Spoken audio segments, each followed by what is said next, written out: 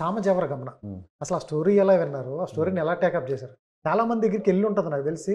చాలా మంది నచ్చి ఉండదేమో అనుకుంటున్నాను నా ఉద్దేశం. ఎందుకంటే ఇటువంటి కథలు సెలెక్టివ్గా వింటారు చాలా మంది. ఎక్కడో అదృష్టం ఉండాలి వాటికి.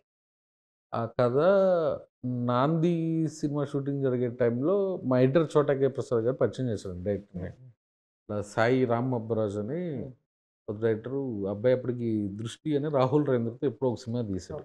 మంచి కథ ఉందని ముగ్గురు వచ్చారు. భాను, నందు, సాయి ముగ్గురు వచ్చారు. ఒకరు నాది కథ, ఇతని డైలాగులు, ఇతని డైరెక్షన్, ఇది సెటప్. కథ చెప్పారు. కేఫ్ మిలాంజ్లో కూర్చొని కథ విన్నా. అదిరిపోయింది అనుకున్నాం. అప్పుడు దాన్ని హీరో సెట్ అవ్వడానికి 1 year పట్టింది. ఫస్ట్ కాదు కాదు కాదు, 3-4 హీరోలు మారుతూ వచ్చారు. రకరకాల ఇష్యూలు, డేట్స్ ఇష్యూలు అని, ఇంకోటి కమిట్మెంట్. అలా నేను నాంది టైంలో విని ఓకే చేసుకున్న కదండి అది.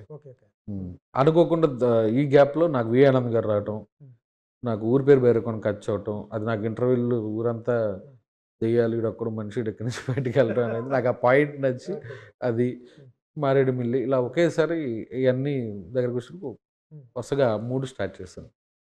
ఎటువంటి తృప్తినిచ్చింది సార్ యాజ్ ఏ ప్రొడ్యూసర్? సామజవర గమన. సామజవర గమన నా ఫస్ట్ సినిమా నాకు అడ్రస్ ఇచ్చింది సార్. మంచి సినిమా తీశాడు.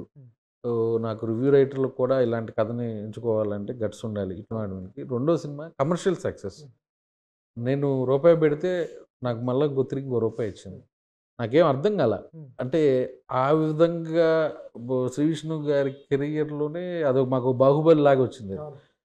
ఫిగర్లు డిస్ట్రిబ్యూటర్లు ఫోన్ చేసి ఫిగర్లు చెప్తుంటే షాక్ అయిపోయా. లిటరల్గా నేను 2 రోజులు నిద్రపోవాలా.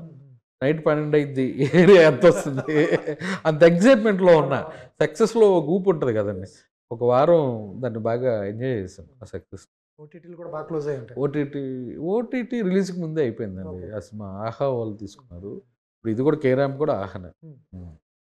తర్వాత మీరు ఊరు పేరు భైరవ్ కోన, అది ఎప్పుడు ఎలా సెట్ అయింది?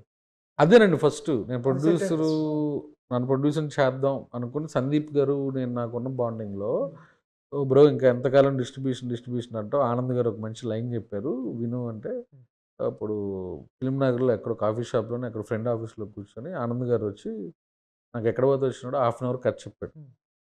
1/2 hour కథలో నాకు ఇంటర్వ్యూ టెస్ట్ నచ్చింది.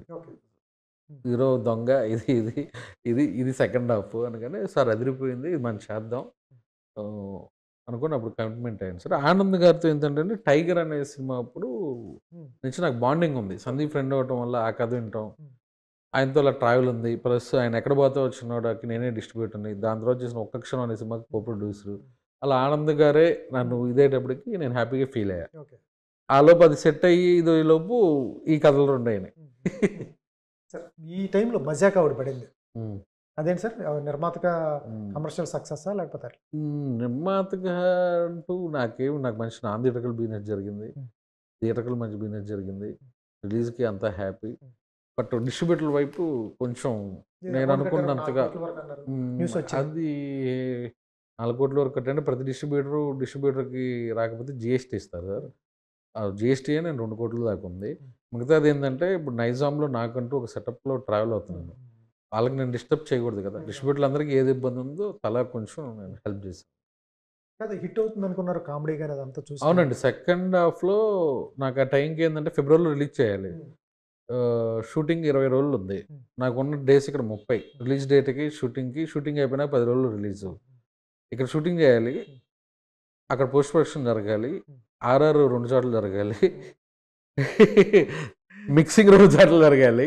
ఏ రీల్ యాడ్ జరుగుతుంది ఏంటో గజిబిజి గందరగోళంలో ఎడిట్ స్పేస్ లేదు. అది ఇంకొక 2 నెలలు సమ్మర్కో అలా వచ్చి ఉంటే డెఫినెట్గా సెకండ్ హాఫ్లో కొంతమంది సాంగ్స్ మిస్ప్లేస్ అన్నారు, ఫ్లో పోయింది అన్నారు, సెకండ్ హాఫ్ ఎంటర్టైన్మెంట్ తగ్గింది, రకరకాల కంప్లైంట్స్ ఉన్నాయి. ఆ టైం ఉంటే డెఫినెట్గా దాన్ని కరెక్ట్ చేసుకొని వచ్చి ఉంటే డెఫినెట్గా ఆ సినిమా అయిపోయేది. ఒకటి సార్, దేవుడి దయ వల్ల నేను సూపర్ హిట్ అనుకున్నా, అట్లీస్ట్ యావరేజ్ అయ్యింది, దానికి ఐఎమ్ హ్యాపీ. ఎప్పుడైనా ఎక్కడైనా మీ చేతిలోనే వార్తా ప్రపంచం, మీ మొబైల్లో, మీ కంప్యూటర్లో, మీ టీవీలో. సాక్షి టీవీ డిజిటల్ ప్రసారాల కోసం లాగిన్ అవ్వండి www.youtube.com/సాక్షి టీవీ. సబ్స్క్రైబ్ సాక్షి టీవీ యూట్యూబ్ ఛానల్.